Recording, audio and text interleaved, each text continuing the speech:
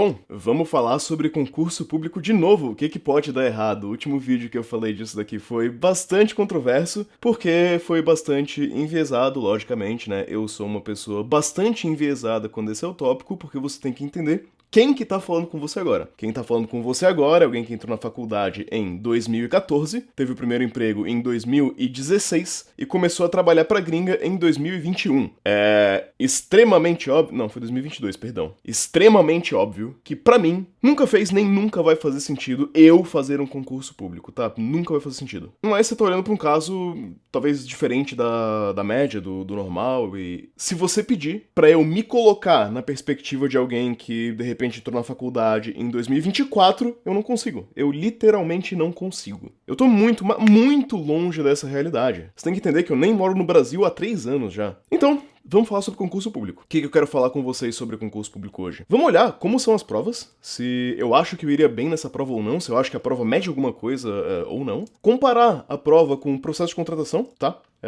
Existe uma comparação legal aqui que dá pra gente fazer, tá? Que tem prós e contras pros dois lados, a gente pode conversar sobre isso. Se de repente não tem algo que a indústria pode aprender com o concurso público, e se não existe algo que concurso público possa aprender com a indústria também. E por último, eu quero trazer também outras perspectivas de pessoas que não sou eu, porque a minha vocês já têm, a minha vocês já sabem, né? Eu vou tentar fazer um vídeo um pouco menos enviesado que o último, né? É impossível eu não ter viés nenhum. Mas eu acho que dá pra gente ter uma conversa bem bacana aqui, tá? Antes disso, vou te falar do patrocínio de hoje, que é, novamente, a nossa queridinha Abacus AI. Se liga só, se você gosta de IA, se você gosta de OpenClaw, se você gosta de fazer projetos com IA, projetos de software com IA, tá forte. O negócio aqui tá bonito, né? Tem o Cloud Sonnet 4.6, tem um AI Agent aqui, né? AI Engineer, que pode fazer muitas coisas. Enfim, tem o Nano Banana Pro, que você pode fazer imagem, você pode usar tudo isso aqui pra gerar código, tá? Você pode usar tudo isso dentro de uma IDE, que é a IDE que a Abacus fornece pra você. Tem o Cloud Opus 4.6, que é genial, por apenas $10 por mês, né? Tudo isso aqui tá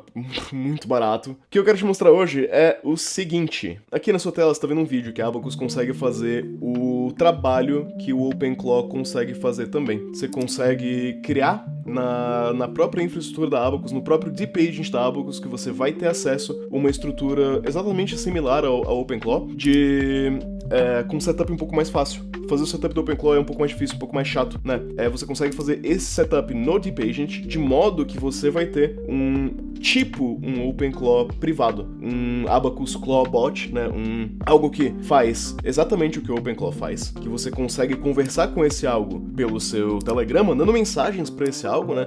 E você tem aquele seu agente ali, que pode ser, cara, basicamente o seu funcionário. Você consegue conversar com ele ali via Telegram, via WhatsApp, da mesma forma que o OpenClaw funciona, certo? Você não vai precisar configurar uma VPS ou configurar uma máquina dentro de uma VM, algo nesse sentido. Você simplesmente vai lá na Abacus AI, configura ali o Deep Agent para receber mensagens do Telegram e você consegue conversar com ele diretamente do seu Telegram e fazer com que ele faça as tarefas que o OpenClaw faria por você. Você consegue ter o seu engenheiro aí trabalhando por você. Enfim, todo o ferramental da Abacus está disponível por apenas $10 por mês no plano inicial. O link vai estar aqui na descrição, tá? Por R$50, né, 50 e pouquinhos na cotação atual, não tem nada que te ofereça uma experiência parecida com essa, então vale a pena testar, cara. O link vai estar aqui. Cara, a primeira coisa que eu quero falar sobre concurso público, que pode até ser um tema um pouco controverso, tá? Mas não é pra ser controverso. As provas de concurso público, elas são um tipo de prova,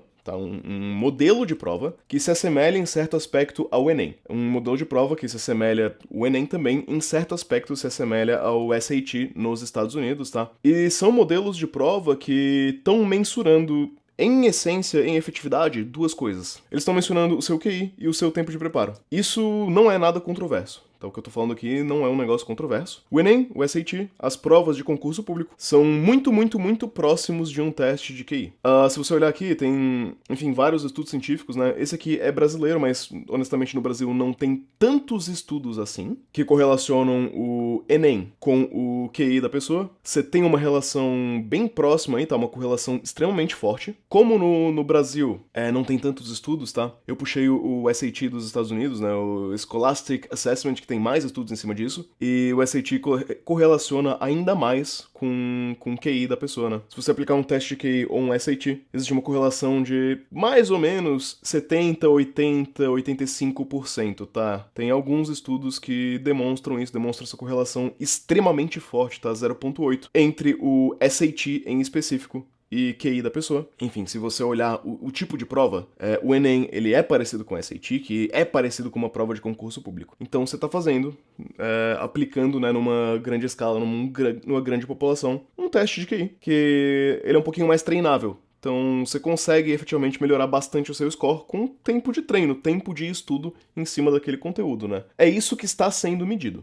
Então, se você é uma pessoa que, de repente, performa muito bem em testes acadêmicos, tipo o Enem, o SAT e tal, e às vezes você não é tão comunicativo, às vezes você não é tão bom em networking, às vezes você não é tão bom em demonstrar o seu trabalho, em literalmente jogar no mercado, né? É um jogo. Eu posso até falar, eu quero muito gravar esse vídeo, tá? Sobre como o mercado de trabalho é um jogo altamente treinável. Um jogo até meio político, que muitas das vezes não tem a ver com sua capacidade real. E tá tudo bem. QI também não tem muito a ver com sua capacidade real de entregar numa empresa, o Enem não tem a ver com sua capacidade de entregar numa empresa, concurso público, as provas de concurso público não tem absolutamente nada a ver com a sua capacidade de entregar numa empresa. São coisas completamente diferentes, né? Se você tem essas aptidões, se você é alguém que vai muito bem em prova, mas de repente não vai muito bem nas entrevistas de emprego ou em qualquer coisa desse tipo, pode fazer muito sentido você ir por esse caminho. Eu não gosto, porque eu sou uma pessoa que come risco no café da manhã, e o meu almoço é nomadismo digital, tipo, pra mim não faz sentido. Mas eu não sou essa pessoa também, né? Você tá vendo aqui que eu tô falando com a câmera com a maior naturalidade do planeta Terra, não tenho a menor dificuldade em fazer entrevista de emprego, não tenho a menor dificuldade em fazer network. Tipo, eu não sou a pessoa pra falar disso aqui com você, né? Esse vídeo eu tô gravando no Brasil, mas quando ele for postado eu já vou estar na Alemanha. E eu vou ficar na Alemanha por mais de 3 meses. Enfim, um estilo de vida totalmente diferente. Se você tem QI, basicamente, tempo de preparo, tempo pra se preparar, aptidão pra provas, né, acadêmicas, pode ser muito boa, cara, pode ser uma ideia muito boa aqui. Como que são essas provas? Como que são essas provas e, enfim, o que elas medem de fato? Vamos abrir aqui a que você tem, né? Vamos dar uma olhada na prova do Bacen, que é uma das mais disputadas, tá? Uma das mais difíceis, assim, que paga... Cara, eu não lembro quanto que era o salário pra isso daqui, mas eu acho que o inicial era tipo 26 mil, algo nesse sentido, com mais um monte de benefício ainda, tá? Isso daqui se traduz em muito dinheiro, excelente. Tá.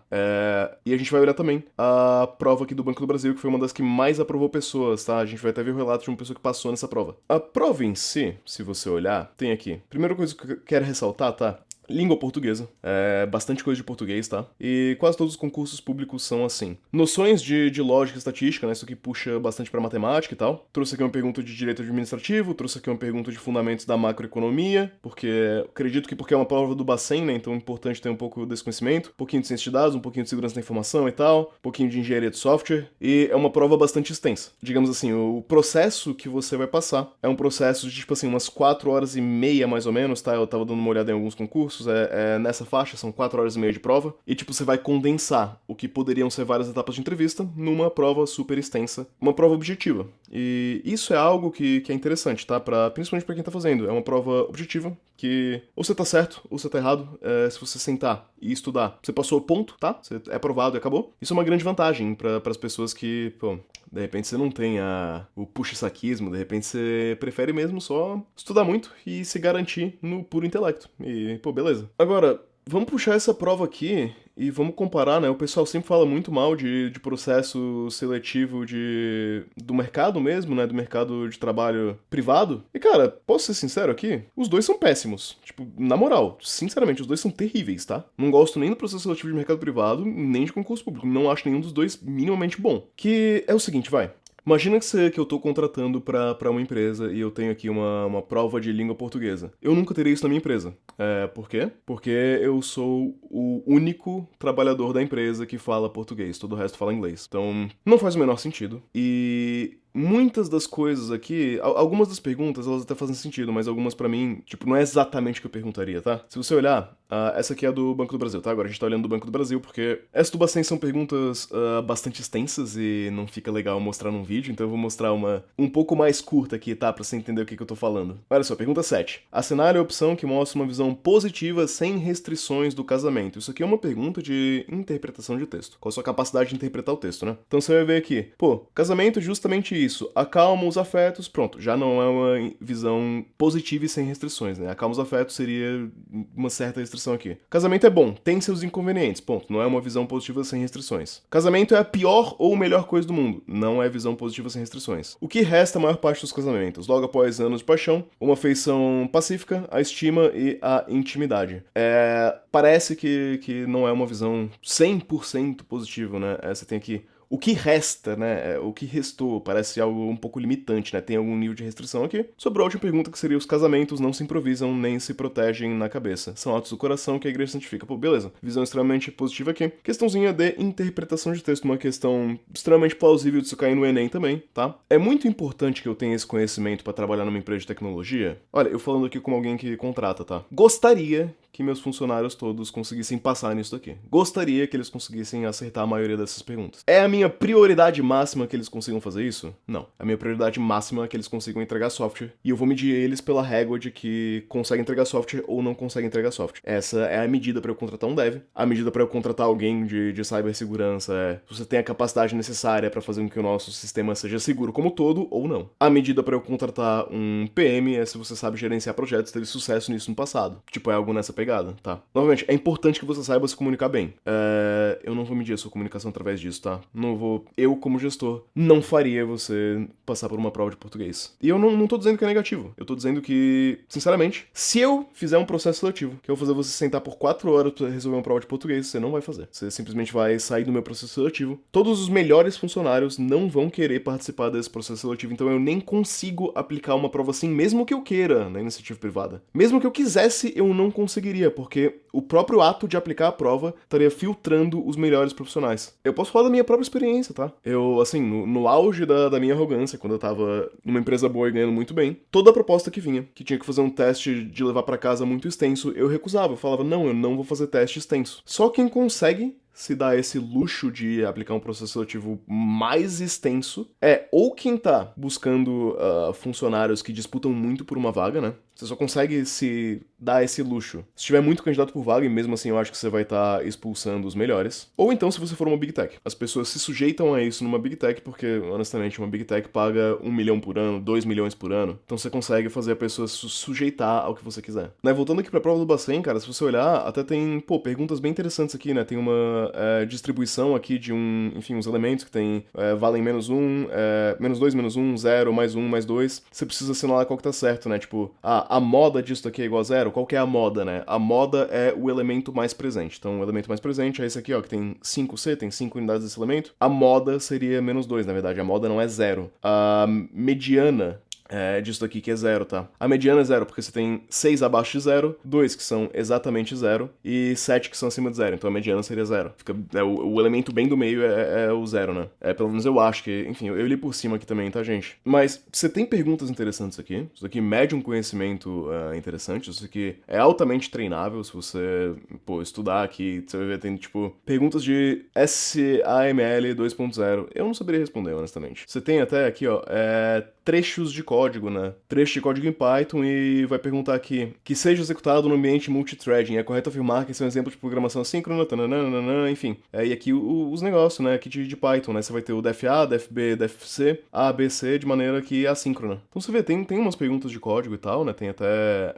bastante coisa aqui, tá? Você tem YAML de Nginx, perguntas relativas a Python e Java, perguntas de banco de dados, perguntas de gestão em TI, tá? Aqui, ó, perguntas de padrões do Gang of Four, né? Um livro que a gente fala bastante aqui no canal. Então, existe aqui na área de conhecimentos específicos, uma relação até que forte com uma área que, de certa maneira, filtra pelo menos um pouco por bons profissionais, tá? Pelo menos existe uma correlação aqui entre uma pessoa ter a capacidade de responder boa parte disso daqui e a pessoa saber do que ela tá falando, ela não ser um farsante, digamos assim, na área, né? Alguém que pode ter um currículo muito bom, mas não fez nada em nenhum lugar. Se a pessoa... Tipo assim, se você pelo menos sabe aqui o que é um WebSocket, né, já é um bom sinal pra mim. Se você sabe o que é um gRPC, tá, já é um bom sinal pra mim também. Mas eu acho que às vezes peca por um academicismo que não é o que cada empresa, cada cargo específico está buscando, certo? Se eu tenho, digamos, um cargo específico para um front-end, cara, sinceramente, se eu tenho um cargo específico para front-end, tá, eu não tenho a menor preocupação se você sabe responder isso aqui de Python. Pô, a menor das menores preocupações. Se meu cargo é específico para front-end, tem aqui, ó, itens sobre Distributed Ledger. Se minha empresa não é uma fintech que tem um ledger, eu não tô nem aí se você sabe responder isso aqui ou não. Pra mim não tem valor nenhum. Tá, beleza, não é que não tem valor nenhum, é que, tipo, você entende que, de repente, a gente tem uma prova que é ampla demais, que abrange coisas demais, que não são o exato específico que eu vou cobrar na hora do trabalho, e você entende que Big Tech também tem isso quando eles aplicam uma prova de Elite Code, né, uma prova de estrutura de dados e algoritmos. Eu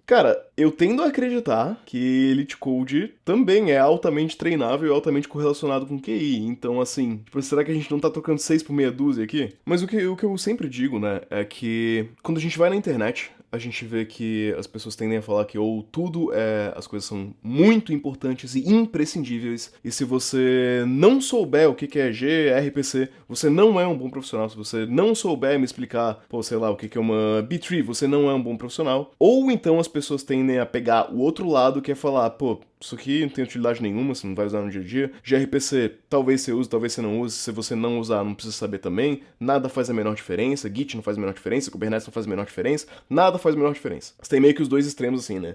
Uma prova de língua portuguesa não faz a menor diferença. Ou então, de repente, o outro extremo seria: é imprescindível que um bom profissional que saiba se comunicar bem consiga interpretar qual frase aqui mostra uma visão positiva e sem restrições do casamento, porque é imprescindível que quando você vá levantar dinheiro com venture capitalists, por exemplo, você precisa entender os nuances da conversação de uma conversa pra você entender se o cara tá te dando dinheiro sem restrições ou o cara tá te dando dinheiro com strings attached, né? Eu poderia fazer um argumento nessa linha. E eu acho que não é nem pra um lado, nem pra um outro lado. Eu acho que você nunca consegue filtrar o profissional perfeito, tipo, nenhum processo seletivo é perfeito, mas, tipo assim, na minha perspectiva, né, o que você passa fazendo 80% do valor do seu emprego é o quê? Qual que é o valor que é gerado? Tipo, se você é um cara que, de repente, tem um perfil que é alguém que enfia a cabeça no computador e entrega 4 features por dia, cara, honestamente, eu não tô nem aí que você me xingue. Se tu entrega 4 features boas por dia, você não precisa nem falar nenhuma língua. A gente dá um jeito, a gente se vira de dar um jeito de botar no time. Se você é um profissional que de repente você é horrível no código, não sabe fazer absolutamente nada de código, mas você é um gênio de lidar com o cliente, consegue alongar todos os prazos, conversar ali, ter o jeitinho, estender todos os prazos, fazer o cliente se sentir bem tratado, se sentir ouvido, né? Fechou, cara, isso aí, manter os clientes felizes vale muito mais do que código de repente também, sabe? Como é que você mede essas coisas num processo seletivo? É muito difícil. É realmente muito difícil. Então, o que as empresas tendem a tentar fazer, né, é um modelo um pouco herdado de Big Tech. Você vai ter teoricamente, uma fase com RH pra ver que você é alguém decente ali de se trabalhar com, uma entrevista técnica, aí algum tipo de desafio, de repente algo de system design, e tende a se concentrar nessas quatro etapas aqui, tá? As contratações no mercado privado tendem a se concentrar nessas 4 etapas. Em comparação a uma prova objetiva, isso aqui claramente tem muitos defeitos também. A gente não pode ser leviano aqui e falar que aqui perdão pelo meu linguajar, mas a objetividade aqui foi pra casa do tio Patinhas. A nossa área, ela contrata de uma maneira sem padrão, sem objetividade nenhuma, totalmente enviesada. Se você ler algum livro, sei lá, do Daniel Kahneman ou algo nesse sentido, você vai ver que tem muito ruído nesse processo de contratação. Não tem padrão nenhum, não tem score nenhum, não tem pontuação nenhuma. Ninguém checa nada, é tudo baseado em vibes, assim. Literalmente, contratação baseada em vibes, em que aqui na entrevista técnica você vai ter algo um pouquinho objetivo, e nem tanto porque você pode conseguir enrolar muito bem. Aqui no desafio você vai ter algo meio objetivo também, tá? Aqui seria o mais objetivo, eu acho, a parte do desafio. Então você tem 3 etapas que são um pouco objetivas e muito tendenciosas também. Mas Sinceramente, às vezes, essa subjetividade, ela pode ser um pouco boa. Você precisa enxergar também um pouco o lado da empresa. Porque é o seguinte, quem está te entrevistando no RH é alguém que vai ser seu colega de trabalho. Quem está te entrevistando na entrevista técnica é alguém que vai ser seu colega de trabalho. Quem está resolvendo o desafio técnico com você, provavelmente é um colega de trabalho. Quem está te entrevistando no system design, provavelmente é um colega de trabalho. Se essas 4 pessoas não forem com a sua cara, véi, de repente é melhor você não entrar na empresa mesmo, sabe? Tipo, a gente não tá querendo medir quem tem mais mérito, a gente tá querendo fazer a empresa rodar bem. E a empresa vai rodar bem se os funcionários estiverem felizes. E os funcionários não vão estar felizes se eles não gostaram de você, velho. Essa é real. Tipo, você tá entendendo como que o processo de contratação é um negócio extremamente difícil? E se a gente quisesse que fosse algo, assim, mais objetivo possível, não tem como. Essa prova aqui, ela é muito mais objetiva, ela é muito menos tendenciosa, ela vai depender de fato mais do candidato do que, enfim, do contratante. Uma entrevista de emprego depende de ambas partes, né, do candidato e do contratante. Mas, véi, será que adianta eu ter uma objetividade muito grande em algo que talvez não correlacione com a sua capacidade de execução do trabalho? Porque, pô, vou ser sincero, velho. Isso daqui com certeza não correlaciona com a sua capacidade de entregar no trabalho. Pô, desculpa, mas não correlaciona, não tem como. Tipo, literalmente não tem como você ver um cara que, pô, conseguiu aqui interpretar Machado de Assis muito bem e pensar, esse cara aí é ele que a gente precisa pra ser nosso hacker. Tipo, cara, não faz sentido. Tudo isso pra te dizer que as empresas não vão adotar um processo muito mais objetivo que isso. Simplesmente não vai acontecer. Existem coisas que poderiam melhorar. Eu acho que as empresas poderiam adotar muito mais checklists. Isso ia melhorar muito, mas muito mesmo o processo de contratação, tá? Você ia conseguir enxergar com muito mais clareza que uma pessoa preencheu os requisitos necessários pra performar bem numa vaga do que uma entrevista baseada em vibes. Isso sem sombra de dúvida, tá? Tipo assim, você faz um checklist de coisas que são muito importantes e a pessoa que preencher mais ticks no checklist vai ter um peso maior, você vai dar mais atenção na hora de contratar ela. Tipo, faz sentido. Mas as empresas não vão aplicar a prova estilo concurso, tipo, não vai acontecer. Não vai acontecer em larga escala. E eu nem acho que é muito bom que aconteça mesmo, tá? Tô sendo bem sincero aqui. Porque você precisa ter também uma margem pra encaixar o gênio. Tipo, pensa no cara que criou o OpenClaw. Esse cara criou uma ferramenta, fazendo totalmente vibe coding. Ele não sabe... Não sei se ele sabe lead code ou não, pode ser que saiba. Não faço a menor ideia. Mas ele criou em 3 meses uma ferramenta que vale 100 milhões de dólares. Véi, tô nem aí se ele sabe ler e interpretar Machado de Assis. Se esse cara quiser entrar na minha empresa, eu contrato ele agora, tá ligado? Eu nem me importo se existe vaga pra ele.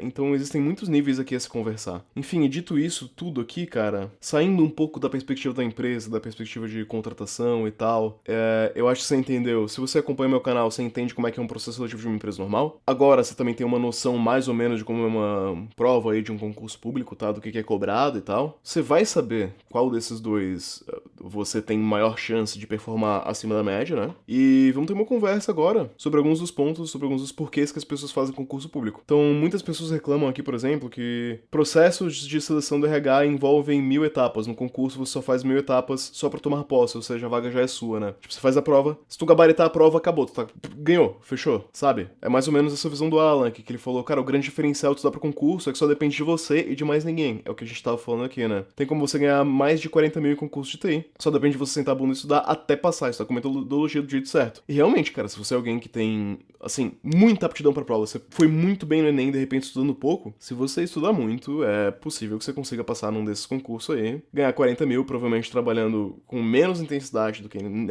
na iniciativa privada. E é bem difícil, tá? Você ganhar 40 mil no Brasil na iniciativa privada. Se você trabalhar pra gringa, você até consegue com, não diria tranquilidade, não é fácil, mas, pô, muita gente aí consegue, né? Um dev sênior bastante capacitado, tira por aí, tranquilo. Aqui você tem o seguinte, né? O motivo é a estabilidade, obviamente, é uma teta. Meu salário deve ser 20 a 30% maior do que a iniciativa privada, com a mesma função e que a cobrança é muito menor. Então você tem um salário que é maior, com menos cobrança, óbvio que isso aqui faz sentido. Concurso não é prática, é decoreba, é aquilo que a gente tava falando, né? Se esse for o seu perfil, pode fazer muito sentido. Tem também aqui um caso de, né, eu estudo pra concurso porque sou do Distrito Federal. Pô, fechou? Você tá em casa já, né? É que eu perguntei, né, enfim, perguntei por que as pessoas fazem concurso, né? Se elas prefeririam que as empresas contratassem mais por meio de provas objetivas e se seria positivo uma empresa aplicar a prova de português e matemática pros entrevistados. A pessoa que respondeu, né, sim, eu fiz um concurso pra testar e passei, no primeiro que a pessoa fez, então, pô, beleza. Sim, é melhor do que ficar respondendo meu nome, nome do meu cachorro e meu signo em entrevista com RH,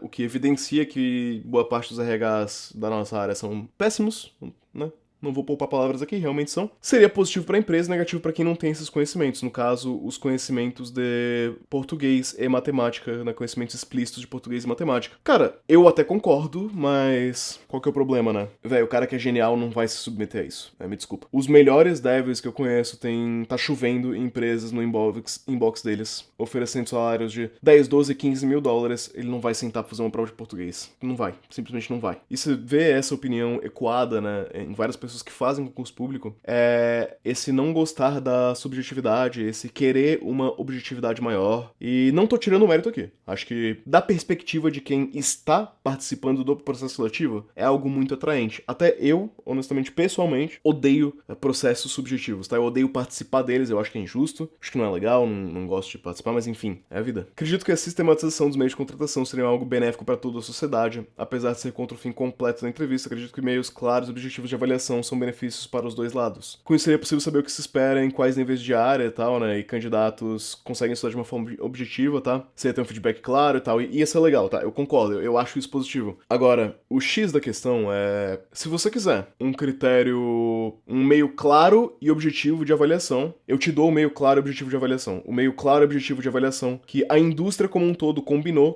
convencionou, que é um meio claro e objetivo de avaliação, é o seguinte meio. Você vai gabaritar uma entrevista de lead code, você vai gabaritar uma entrevista de system design. É assim que o Google entrevista, é assim que a Meta entrevista, é assim que a Uber entrevista. Esse é o meio objetivo e assim, dentro de uma certa subjetividade, tá? O mais objetivo que você consegue é algo assim. Esse é o critério claro que foi definido pelo mercado. Você pode não gostar do critério, mas foi convencionado isso daqui. Eu acho esse critério bom? Não acho, cara. Sinceramente. Pra um front-end, e eu prezo muito mais por alguém que é mais multidisciplinar, eu me importo muito mais se o meu front-end sabe compreender o que é uma boa usabilidade e um bom design do que se ele sabe o que é uma B-tree. Na sincera. System design eu não consigo fugir. É importante que você entenda system design, tá? Você não vai ser back-end numa startup sem entender de system design. Pra mim não dá. Só se for uma startup assim, cara, que a gente roda tudo na Vercel de repente. Aí tá de boa. Mas se não, você tem que entender. Porque é o seguinte, né? A gente fala aqui, né? Pô, meios claros, objetivos de avaliação. Já existe. Já existe. As empresas só não adotaram isso porque elas não acham que são claros. Perdão, elas não acham que eles claramente demonstram que você é um bom profissional. Quer um exemplo? Uma certificação da AWS. Isso te garante a ser contratado? Não. Isso garante, assim, um certo destaque para alguns cargos no processo de entrevista, não garante contratação. É um critério extremamente claro e objetivo. Ou você tirou a certificação, ou você não tirou a certificação. O mercado acha que isso demonstra que você é um bom profissional? Não. Em larga escala, não acha. O difícil é você ter esse meio que, assim, de tantos cargos tão diferentes, como que é um meio que eu claramente enxergo que você é um bom front-end? E eu tenho essa dificuldade, tá? O quê? O cara vai mostrar o site pessoal dele, o site pessoal dele é excelente. Pô, beleza, o Cloud Opus 4.6 faz um site pessoal excelente. De repente eu dou um desafio pra ele resolver, ele, cara, gabarita o desafio na minha frente. Beleza, é um excelente sinal de que ele pode ser um bom front-end, mas de repente é um desafio que ele resolveu semana passada. Eu olho o currículo dele, ele foi front-end no Instagram. Pô, é um excelente sinal que ele é um bom profissional, mas, tipo, você deve ter muita gente lá dentro que não é boa. Então, qual que é o meio que é claro e objetivo, né? Porque, pra mim, não é essa provinha aqui. Isso aqui... Não, beleza, a prova, ela é clara e objetiva. Ela não demonstra pra mim que você é um bom front-end. De maneira alguma. E aqui a gente tem um caso que foi até comum, tá? Bastante gente me relatou isso, que o meu primeiro emprego na área tech foi o concurso do Banco do Brasil. Eles fizeram um concurso bem amplo, tá? E esses concursos que são muito amplos, que tem muitas vagas, tá? Eu tendo a achar que vale bastante a pena se você é júnior, tá com dificuldade de entrar no mercado de trabalho numa boa empresa, pô, excelente, vale muito a pena. Ou se você tiver a visão do Alan, né, ali, que é, de repente, estudar pra ir bem nesse concurso, aí eu pego esse concurso aqui, esse daqui vai ser meu novo emprego, né, que, honestamente, como foi um concurso público, não vai ser tão puxado assim, talvez, quanto a iniciativa privada. Continuo estudando nesse cargo aqui do Banco do Brasil e tentando ali o Bacen, ou enfim, os tribunais ali e tal, os que pagam 10, 15, 20, 30, 40 mil reais. Você vai tentando, você fica o resto da vida tentando. Se esse for o seu perfil, pode fazer muito sentido, não é o meu, mas se for o seu, pô, excelente, né? Enfim, o salário aqui era ótimo pra júnior, agora sou pleno, tenho inglês, não tá mais tão interessante, fora que sem previsão de vaga pelos próximos 2 anos. Daqui a pouco estou com 5/6 anos e ainda como júnior porque não tem vaga, então tem esse contraponto aqui, né, que para crescer daqui, de repente, seria interessante outro concurso, ou guinar pra iniciativa privada, e aí, novamente, depende do seu perfil. Você tem o último caso aqui, né, que foi, me mandou no inbox, eu vou fazer uma leitura meio dinâmica aqui, que a pessoa foi reprovada em mais de 40 processos seletivos, porque pegou um mercado de baixa pós-pandemia, ficou sabendo de um concurso de TI para o Banco do Brasil, e tinha muita vaga, realmente. Esse concurso do Banco do Brasil, cara, eu acho que umas 300 pessoas me falaram que passaram disso aqui, tá? Mais de 3.000 vagas, assisti literalmente um aulão, um único aulão de português, matemática, conhecimentos bancários, atualidades, etc. 5 dias de estudo, tirei 68 na prova e passei.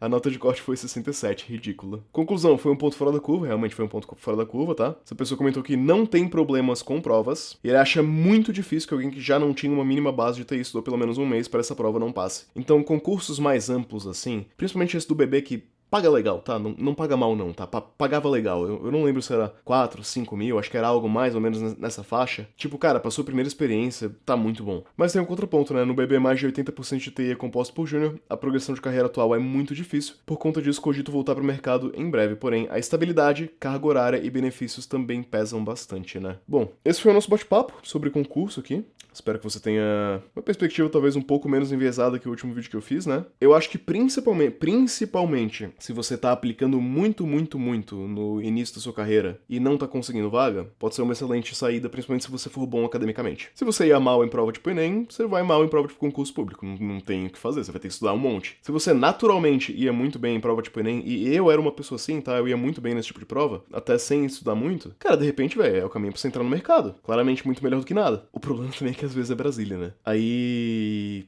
ir pra Brasília não compensa. Enfim, eu, sinceramente, não consigo te ajudar a passar num concurso público. Mas eu consigo te ajudar a passar nisso daqui, ó. Essas entrevistas aqui, participei de muitas.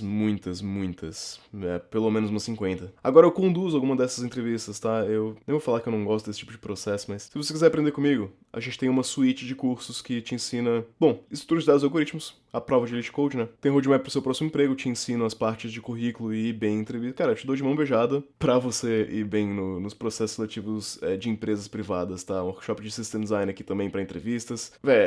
Eu não gosto do modelo de entrevista adotado pelo mercado e eu quero quebrar com isso aqui mesmo. Eu quero que você passe, eu quero... É formulaico. Tem uma fórmula óbvia, clara e relativamente simples pra entender. Tipo assim... As perguntas do RH são relativamente sempre as mesmas. A entrevista técnica, ela é sempre muito parecida. O desafio técnico, ele é geralmente meio parecido. O System Design é sempre a mesma coisa. Elite Code, pô, te ensina em 10 horas tudo que você precisa pra passar na maioria das provas. Se você quiser aprender isso, os links pros cursos vão estar aqui na descrição. E, assim, eu não gosto de nenhum desses. Eu odiava participar de processo seletivo. Eu até acho que eu, pessoalmente, preferiria fazer uma prova objetiva. Porque, pra mim, não é muito difícil sentar e fazer prova, tá? Odiava passar em processo seletivo. Mas, cara, treinei bastante, velho. Agora eu sou bom nisso daqui. Sou muito bom nisso daqui. Poderia fazer, cara, tranquilamente 10 horas passando por esse processo aí, eu provavelmente ia bem. É formulaico, é relativamente, pô. É que tá, né? O pessoal fala que, tipo, falta objetividade, falta com critérios claros. De repente é você que não sabe quais são os critérios, que todo mundo, cara, essas entrevistas são todas meio iguais, sabe? É tudo meio parecido. Enfim, esse vídeo vai ficar meio aberto, tá? Não tem como eu fazer uma conclusão pra isso. Comenta aí o que você acha, se você discorda de mim, se você concorda comigo. Vídeo longuíssimo, velho, que loucura.